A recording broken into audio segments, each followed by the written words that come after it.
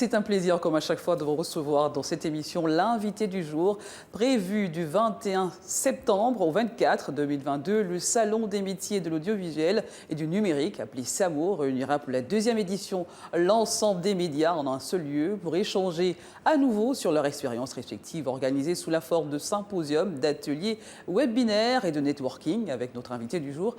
Jennifer Nuptia de Mayombo, présidente du comité d'organisation du SAMO. Nous parlerons du cachet donné à cet événement, la mobilisation autour de celui-ci et décrypter le programme de cette année. Elle est avec nous sur ce plateau de Gabon 24. Bonjour Jennifer Nuptia de Mayombo, bienvenue sur Gabon 24. Merci Sabrina, bonjour également à tous les téléspectateurs qui nous regardent.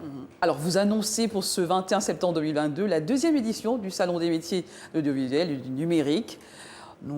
Mais avant, revenons sur un petit bilan de la précédente édition quand même. Est-ce que les objectifs visés l'année dernière ont-ils été atteints? Quel était l'impact qualitatif de celui-ci justement?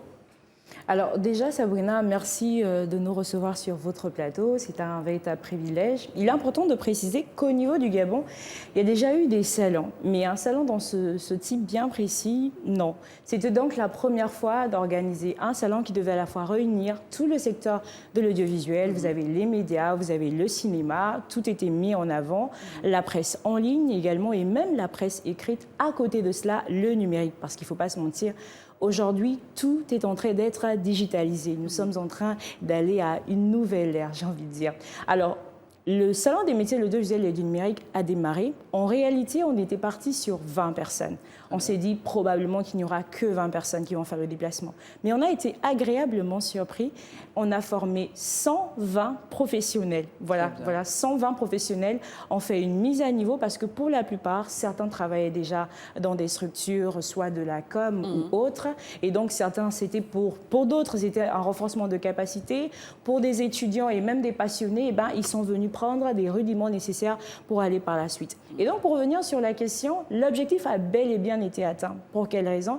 Ben, vous savez, pour la première fois à Libreville, vous avez une plateforme qui arrive à réunir, j'ai envie de dire, en mode réseautage, les personnes de l'intérieur du pays pour venir ici même à Libreville. C'est rare, parce que généralement, la plupart des projets, les concepts, c'est axé essentiellement sur une province. Et là, on avait la province du Haut-Lantem, on a eu la province de Logoué-Ivindo et on a eu également la province de Langounié qui ont fait le déplacement pour venir prendre part au Salon des métiers de l'audiovisuel.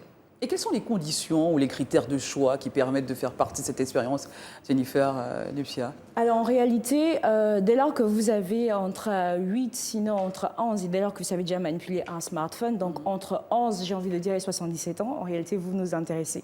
Tout le monde est convié. Quand on parle d'amateurs, vous savez, aujourd'hui, on a des personnes qui travaillent dans le secteur, par exemple, médical, on a des médecins, mais qui sont des amoureux véritables, des passionnés du grand écran. Ils ont des drones chez eux, ils ont des caméras. Vous vous trouvez donc là avec un autre talent que vous ne maîtrisez pas. Et vous avez envie de vous performer. Et donc, notre plateforme, eh ben, ce serait la bonne pour vous.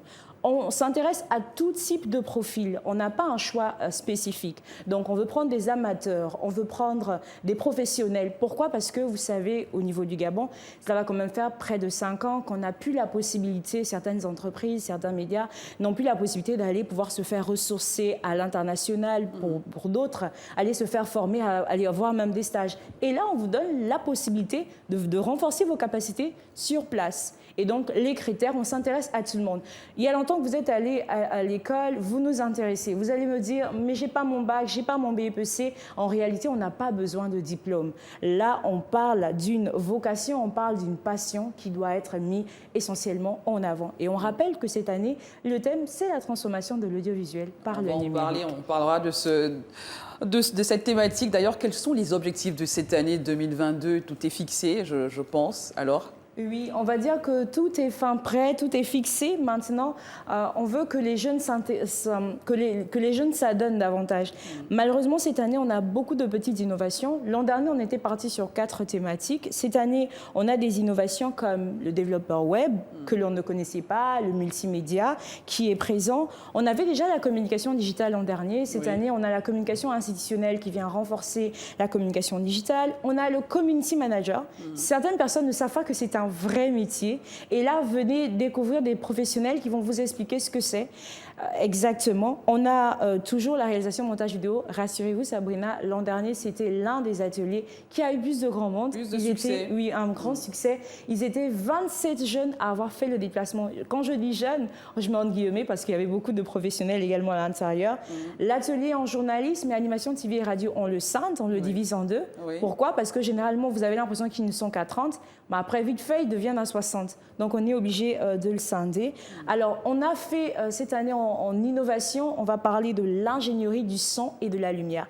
Et là, en réalité, c'est l'Institut gabonais de l'image et du son qui doit être mis à l'honneur. Pourquoi? Parce que là, on a les innovations, les changements et les changements apportés par rapport à l'année dernière. Exactement. Et on a également un autre atelier qui vient rentrer et renforcer ce qui était déjà là, l'infographie et la photographie. Vous savez, je ne sais pas si vous avez déjà promené au niveau de certaines de nos ruelles à Libreville. On a beaucoup de petits shooters, ce sont nos paparazzi à nous. On les voit un peu partout, Observez bien évidemment. la qualité de leurs images. Généralement, les photos soit rouges, soit il y a du grain dessus, ou généralement, ce n'est pas très bien réglé. Mais la nous, on vous plupart demande sont des de amateurs venir. Ce sont des amateurs. Oui. Et donc, c'est à ces personnes qu'on fait appel aujourd'hui. Venez, faites le déplacement et on a une innovation pour les tout petits, donc pour les enfants donc de 13 à 17 ans. Sinon, si votre enfant sait manipuler un susciter smartphone... des vocations, pourquoi pas? Oui, voilà, on va lancer, on initie avec l'initiation au Mojo, donc c'est créer du contenu journalistique bien sûr à partir de son smartphone. Et là, nos jeunes sont bien sûr interpellés. Il faudrait qu'ils puissent prendre part à cet événement. Voilà. Cette deuxième édition a pour thème, on l'avait déjà annoncé, la transformation de l'audiovisuel pour le numérique. Un thème qui n'est pas très loin de celui de l'année dernière, d'ailleurs. On est toujours dans le numérique. Oui, alors, toujours dans le numérique. Qu'est-ce que ce thème implique? Expliquez-nous un tout petit peu. Alors, cette année, en fait, il faut revenir sur l'essentiel. On part de l'analogie pour le numérique. Et au niveau du Gabon, on a un exemple type. Vous allez peut-être me dire que je vous jette des fleurs, mais je dirais non. On va prendre le cas de Gabon 24 et vous allez comprendre pourquoi on va rester peut-être sur les images de ce talk. On a 3 intervenants. On a la partie donc, du ministère de la Communication avec Madame Hermine Otunga Souna qui, elle, prendra la parole. Elle va revenir sur les politiques mises en place donc, par le ministère de la Communication et bien sûr les grandes avancées.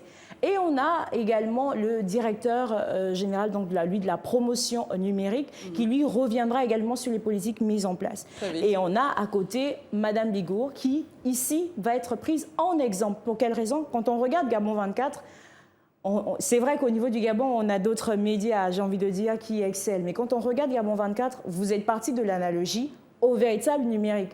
On vous regarde en streaming, vous êtes sur YouTube, vous avez un site web, vous êtes plus présent et vous êtes le bel exemple pour dire que lorsqu'on parle quand on quitte de la digitalisation, quand on parle de digitaliser quelque chose, on peut prendre exemple sur Gabon 24, comme bien sûr des podcasts sur la radio et autres dans certains médias aujourd'hui, à l'instar bien sûr d'Urban FM. Pourquoi il est important de promouvoir les nouvelles technologies dans l'audiovisuel pour vous, Jennifer?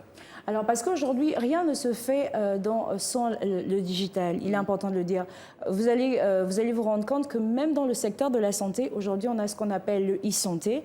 Au niveau de l'agriculture, aujourd'hui, on a le e-agriculture. Et donc, au niveau de l'audiovisuel, c'est tout à fait normal d'insister là-dessus. Alors, si vous êtes en Chine, et que vous avez envie de regarder une télévision gabonaise, il suffit d'aller sur Internet. Mais il faut que ces personnes puissent se rendre compte que c'est maintenant ou jamais de pouvoir s'arrimer aux nouvelles technologies.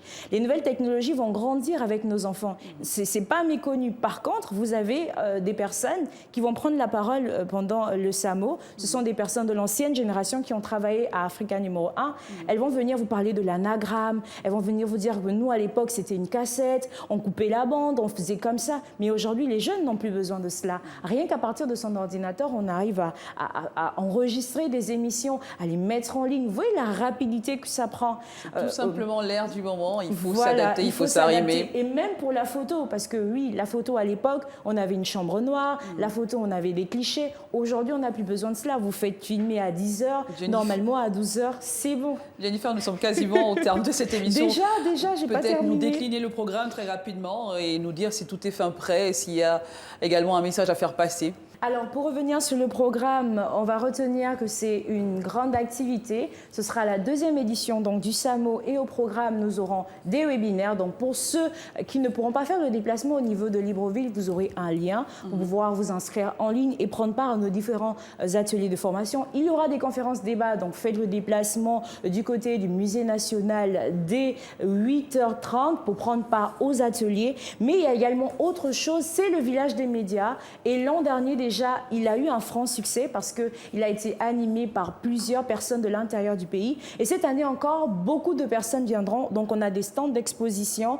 Il y a également des ventes. Donc, si vous êtes un éventuel partenaire et que vous avez envie de vous greffer à ce projet, c'est le moment. Contactez-nous, allez-y sur notre page Facebook. Dans tous les cas, allez-y sur les pages, mais également effectivement, sur Instagram. sur les réseaux sociaux pour avoir davantage d'informations, c'est bien cela? Oui, mais quand même, je tenais à remercier tous nos différents partenaires, notamment le ministère de la Communication, qui nous accompagne depuis 2 ans déjà, et bien sûr le ministère de l'Économie numérique.